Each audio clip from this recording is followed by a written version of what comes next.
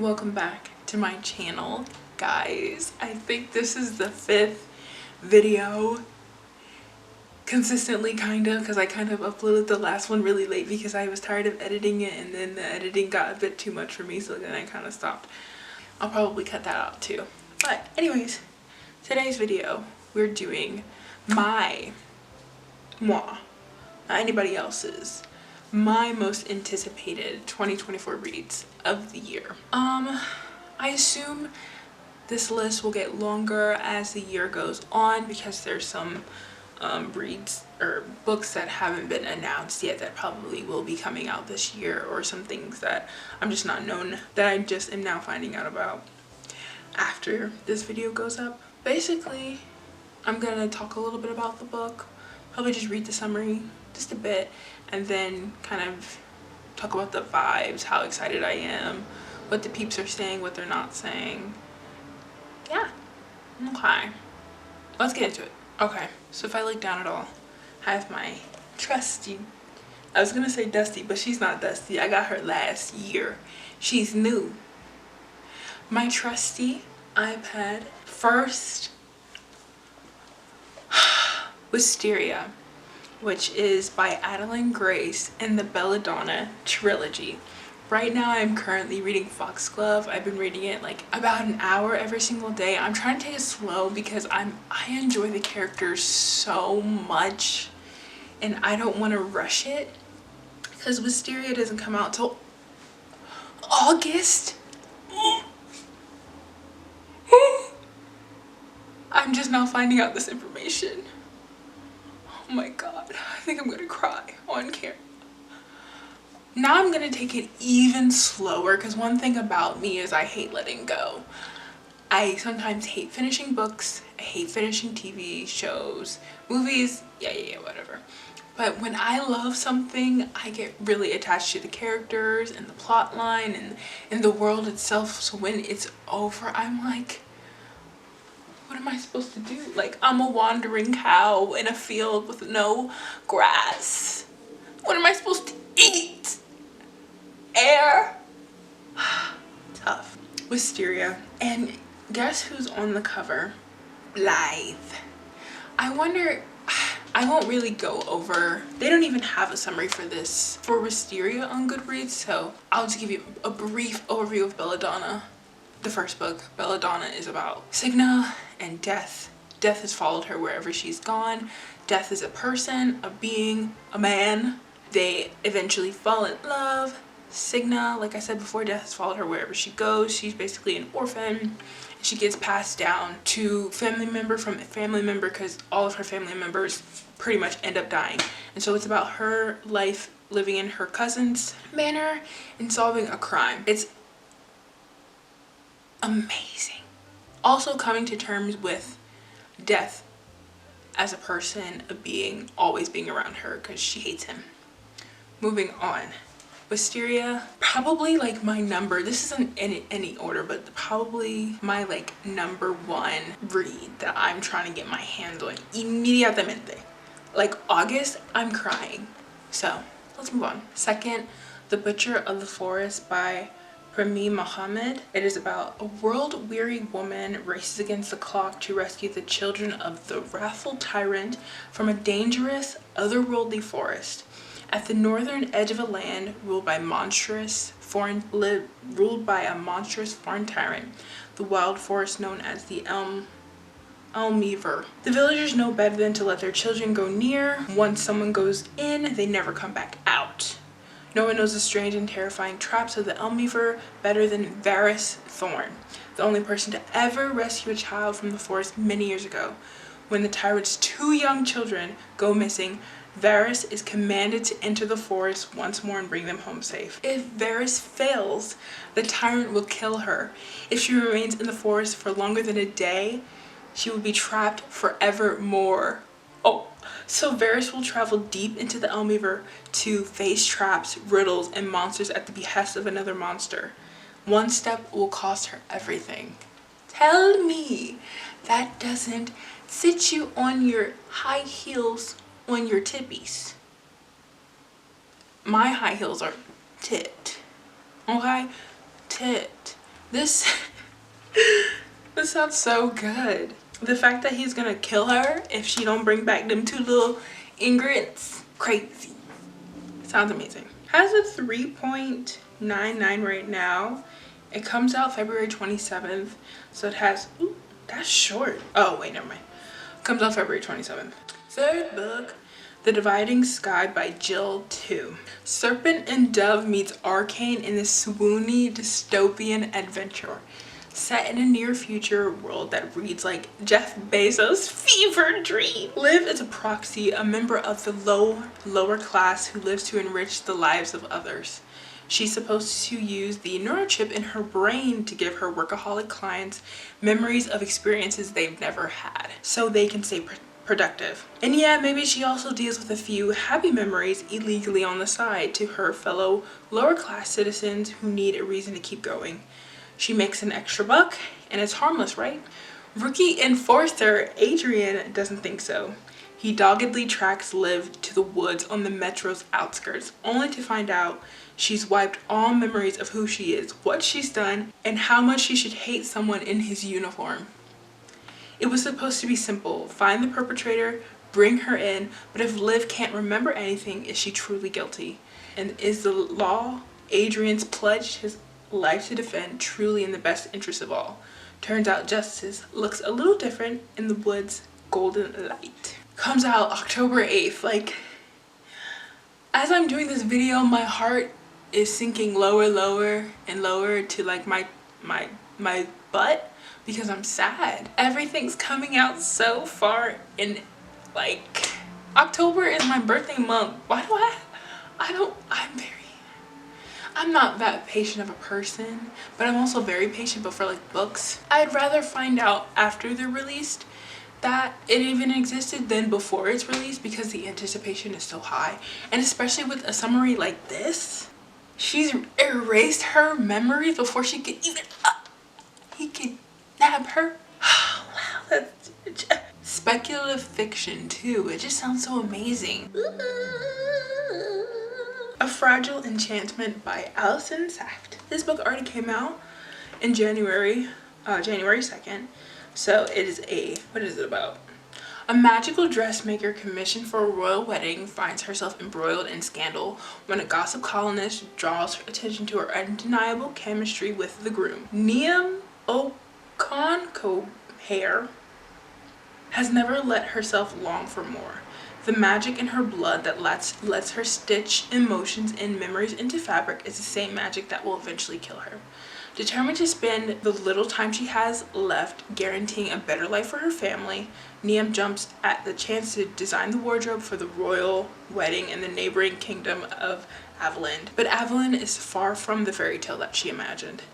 While young nobles attend candlelit balls and elegant garden parties, unrest brews amid the working class. The groom himself, Kit Carmine, is a prickly, abrasive, and begrudgingly being dragged to the altar as a political pawn. But when Niamh and Kit grow closer, an unlikely friendship blossoms into something more, until an anonymous columnist starts buzzing about their chemistry, promising to leave them alone only if Niamh helps to uncover the royal family's secrets. The rot at the heart of Avalland runs deep, but exposing it could risk a future she never let herself dream of, and a love she never thought possible. Transporting readers to a Regency-inspired fantasy world, A Fragile Enchantment is a sweeping romance threaded with intrigue, unforgettable characters, and a love story for the ages. It has a 3.8 on Goodreads, so I'm assuming it's going to be like one of those, like, you read it in a day or two and you're just like, oh, how cute. Like Half a Soul almost. I would die for Half a Soul. Half a Soul was so amazing. Who was it by? Olivia Atwater. Get it. That's what it's kind of sounding like. Maybe not exactly the same plot obviously, but just a whimsy world, but underneath the underbelly of things are not quite as it seems. So this sounds amazing. So I'm very excited to get my hands on this. Probably won't buy it. Probably just get an ebook eventually since it already came out too, and I'm not too much of a fan of the cover. You know how I feel about covers. If it's ugly, I ain't buying it. Moving on. Okay, next. The Girl with No Reflection by Kesh. Ciao. A young woman chosen as the crown prince's bride must travel to the royal palace to meet her new husband, but her world is shaken when she discovers the dark truth the royal family has been hiding for centuries. In this lush fantasy debut, Princess Yingyu believed in love once upon a time, yet when she's chosen to wed the crown prince, Ying's dreams of a fairy tale marriage quickly fall apart. Her husband to be is cold and indifferent, confining Ying to her room for reasons he won't explain. Worse, so are the rumors that swirl around the imperial whispers of the 7 other royal brides who, after their own weddings, mysteriously disappeared. Left alone with only her reflection for company, Ying begins to see things, strange things, movements in the corners of her mirror, colorful lights upon its surface, and when on the eve of her wedding, she unwittingly tears open a gateway, she is pulled into a mirror. This realm is full of sentient reflections, including the enigmatic mirror prince. Unlike his real world counterpart, the mirror prince is kind and compassionate, and before long Ying falls in love, the kind of love she's always dreamed of. But there is darkness in this new world too. It turns out the 2 worlds have a long blood-soaked history, and Ying has a part to play in the future of them both. And the brides who came before Ying, by the time they discovered what their role was, it was already too late. Yeah. Yes. It comes out August 6th. I want to stop doing this book because I am sad now. It sounds amazing. Other worlds, secret mirrors, a terrible husband, then a great husband. I wonder how that like messes with your mind. It has to, because I wonder if she like goes back into her normal world, will she feel feelings of contempt or indifference, or maybe like Stockholm syndrome because her other husband is nice to her, but the real husband on the other side of the mirror is not nice. I'm excited to read this and see what's going on in her head, and if this turns out to be a product of her imagination. Another one, Annie Bot by Sierra Greer. This comes out March 19th. Annie Bot was created to be the perfect girlfriend for her human owner Doug. Designed to satisfy his emotional and physical needs, she has dinner ready for him every night, wears the pert outfits he orders for her, and adjusts her libido to suit his moods. Oh! Ew! Dude! What the fuck? True, she's not the greatest at keeping Doug's place spotless, but she's trying to please him. She's trying hard. She's learning too. Doug says he loves that Annie's AI makes her seem more like a real woman. So Annie explores human traits such as curiosity, secrecy, and longing. But becoming more human also means becoming less perfect. And as Annie's relationship with Doug grows more intricate and difficult, she starts to wonder, does Doug really desire what he says he wants? And in such an impossible paradox, what does Annie owe herself? Everyone's worst nightmare, AI becoming sentient. Has it already happened? I don't know. Will it? I don't know. It sounds good. Normal science fiction, but also comes into play how once something does become sentient, has a brain, it has feelings, how do you treat them? Do you still treat them like an animal? Basically, not even an animal, just a thing, not a being, or do you start to adapt as a world and give it rights? Sounds interesting. We shall see. Next. Funny Story by Emily Henry. I don't know how to read this. It sounds decent, but basically it's about I'm not even gonna read the long summary, but basically I think it's about a woman who has a fiance, breaks up with him, and he gets with another woman who breaks up with her fiance, and then the main character woman gets together with the other woman's man, I think, at the end of the day, but they try to, what is it? There's no way Daphne would actually start her new chapter by falling in love with her ex-fiance's new fiance's ex, right? It doesn't sound bad, but just like contemporary love stories sometimes are just boring to me. This comes out in April, so maybe I'll make it a summer read because I should be traveling to the beach this year. So I don't know why this is on my list, or at least in this video, but I'll keep it just because everyone's like, she's a good author. Contemporary romances just gets a bit boring. That was my hip that just popped. I don't know if you heard it. I am not in pain. I am just fine. Ooh. Bride by Ali Hazelwood. I think I'm gonna eat this one up. A dangerous alliance between a vampire bride and I don't like the word alpha.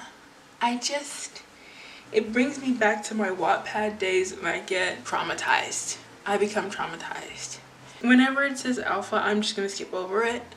So I just know that the word is there if I like pause or something. So yeah. A dangerous alliance between a vampire bride, vampire with a Y, too, and a werewolf becomes a love deep enough to sink your teeth into in this new paranormal romance by best-selling author Ali Hazelwood. Misery Lark, that's a name. The only daughter of the most powerful vampire councilman of the only daughter of the most powerful vampire councilman of the Southwest is an outcast. Again, her days of living in anonymity among the humans are over. She's been called upon to uphold a historic peacekeeping alliance between the vampires and their mortal enemies, the Wares. I really can't read. It's okay, I'll try harder. And she sees little choice but to surrender herself in the exchange again. Another one. Another one. Another one. And another one. ... Wares are ruthless and unpredictable, and their blank, Lo Moreland, is no exception. He rules his pack with an absolute authority, but not without justice. And unlike the Vampire Council, not without feeling. Wait. It is clear from the way he tracks Misery's every movement that he doesn't trust her. If only he knew how right he was, because Misery has her own reasons to agree to this marriage of a convenience. Reasons that have nothing to do with politics or alliances, and everything to do with the only thing she's ever cared about. And she is willing to do whatever it takes to get back what's hers, even if it means a life alone in Were territory, alone with the wolf.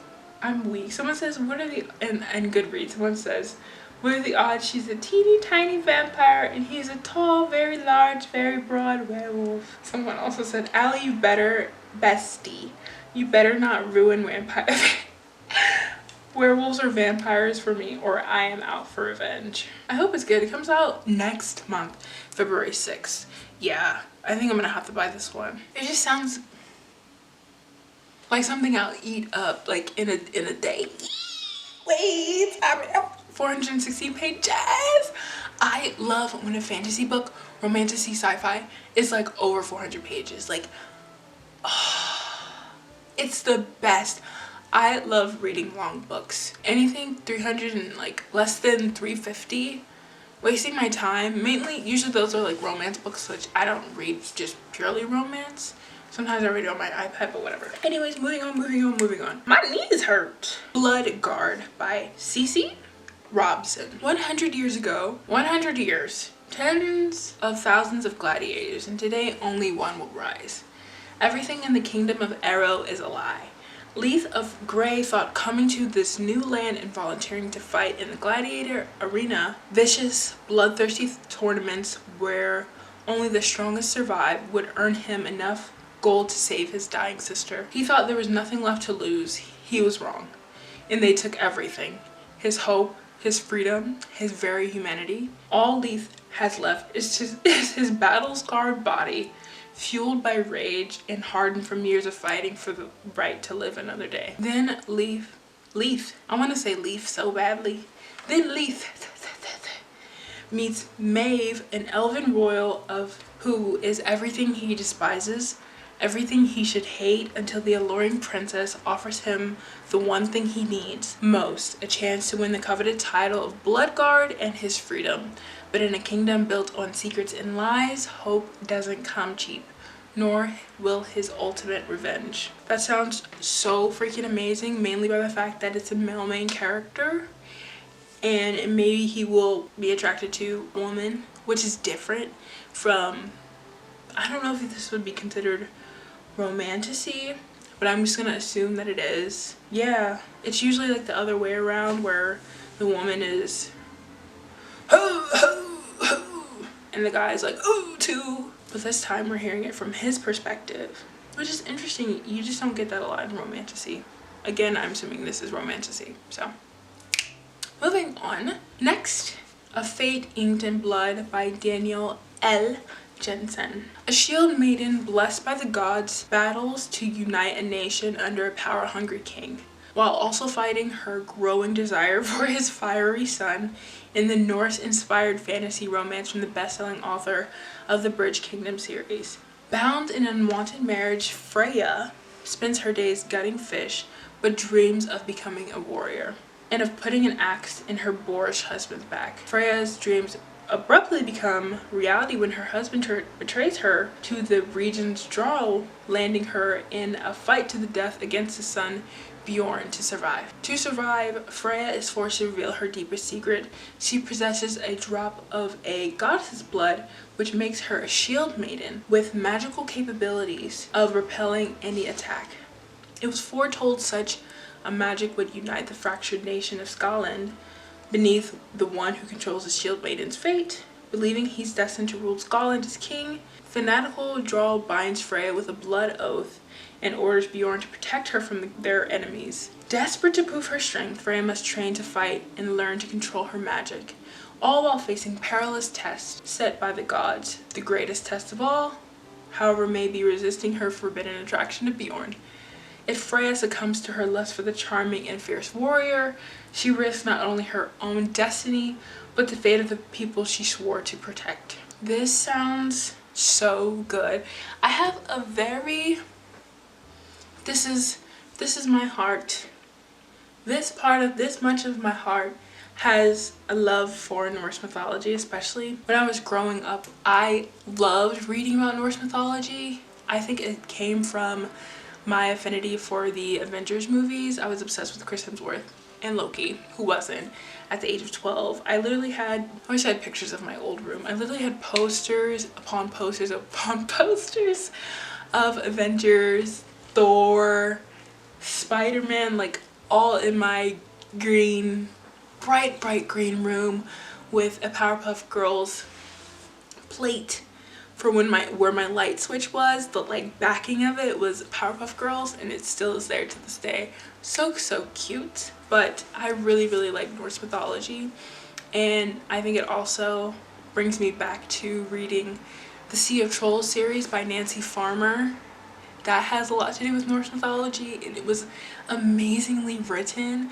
I think I will do a video one day of rereading that series. Not a dull moment. Literally 12-year-olds fighting to the death against grown men and magic, and bad things happen, which is surprising because it's a book for children, but just coming to grips of life isn't all peaches and cream, and here's the cards that you've been dealt, deal with it. I'm really excited to read this book because it's romantasy with Norse mythology, which you don't hear much about. You do hear a lot about Greek mythology things like Persephone and Hades and everything else. I don't know much about Greek mythology, so I can't even say, but I'm excited to read this book. Next, which I think is on a lot of people's most anticipated reads for 2024, The Familiar by Leigh Bardugo. In a shabby house on a shabby street in the new capital of Madrid, Luisa Cotado uses scraps of magic to get through her days of endless toil as a scullion.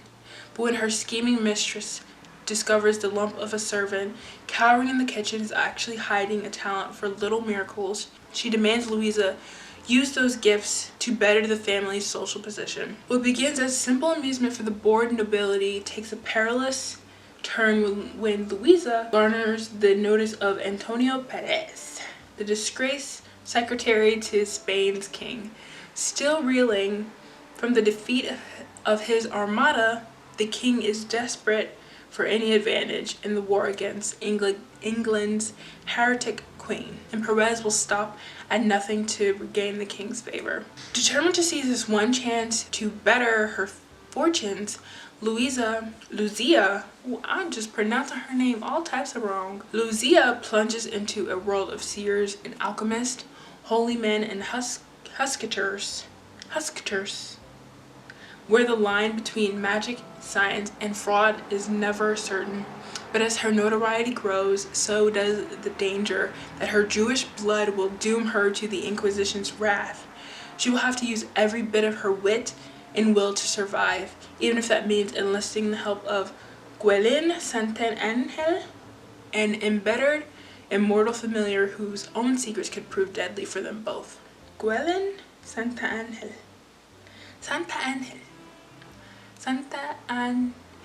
Gail? I know it's not Gail. Those are no G's.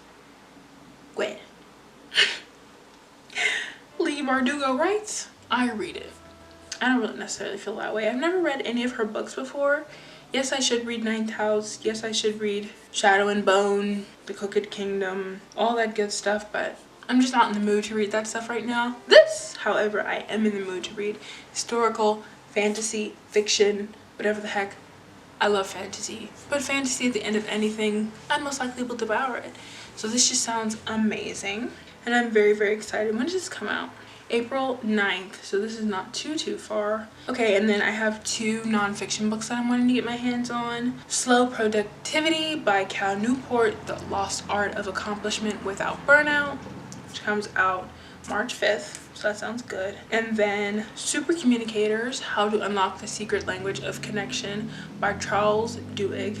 I'm just wanting to get better at how I communicate with others effectively. I think that this will especially help with me doing this. And The Art of Slow Productivity will just help me think about what I do on a day-to-day basis and slow down and be intentional about what I choose to put in front of me, what I choose to put my attention on, really being intentional about my attention, because you only have one life, and why would I want to spend it doing things that I hate doing and that I don't enjoy? Yes, life isn't all peaches and cream, like I said before. The things that you can control, do it to the best of your ability. That was a bad clap. That was a good one. Thank you so much for watching this video. What my next video will be, I don't know. I kind of just go with the flow, whatever I'm feeling like filming. I'm actually standing up. My blessed big sister got me a really good tripod. So you're currently on my window, and I'm standing, and I'm swaying, and I'm moving. And I'm just so grateful for this gift. Thank you. I hope you guys have an amazing rest of your day and enjoy your weeks. I'll see you next time. Bye.